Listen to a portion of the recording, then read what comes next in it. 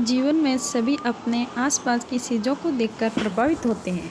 कभी कभी बाहरी चीज़ों का प्रभाव पर इतना ज़्यादा हो जाता है कि लोग हीन भावना से ग्रसित होकर खुद को कम आंकने लगते हैं। जीवन में ईश्वर ने जो भी किया है उसी से सबकी भलाई है, इसलिए ईश्वर का आभार व्यक्त करते हुए भी खुद को कमज़ोर नहीं समझना चाहिए। एक दिन को अपनी शक्ल को देखकर सोचने लगा कि पंछियों में सबसे ज़्यादा कुरूप मैं ही हूँ।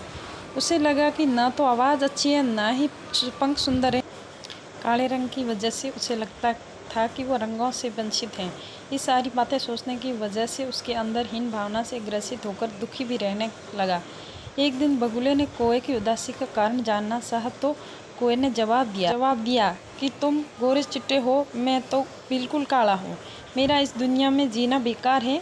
बगुले ने कौवे से कहा कि दोस्त, मैं कहाँ सुंदर हूँ। तोते को देखो, हरे पंख और लाल चोंच, काश मेरे पास भी ये सब होता। बगुले की बात सुनकर कौवे को सुंदरता को जानने की इच्छा हुई। वो तोते के पास पहुंचकर बोला कि तुम इतने सुंदर हो, खुश तो तुम बहुत होंगे।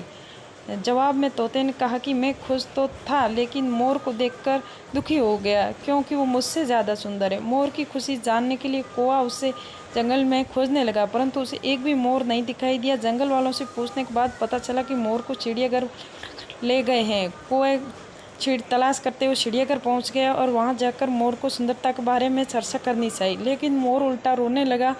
उसने कौवे से कहा कि ईश्वर का धन्यवाद करो जो तुम सुंदर नहीं हो, वरना पिंजरे में होते। कहानी की शिक्षा, कौवे को अपनी गलती का एहसास हुआ। उसे समझ आया कि ईश्वर की बनाई चीज़ों पर कोई सवाल नहीं करना चाहिए।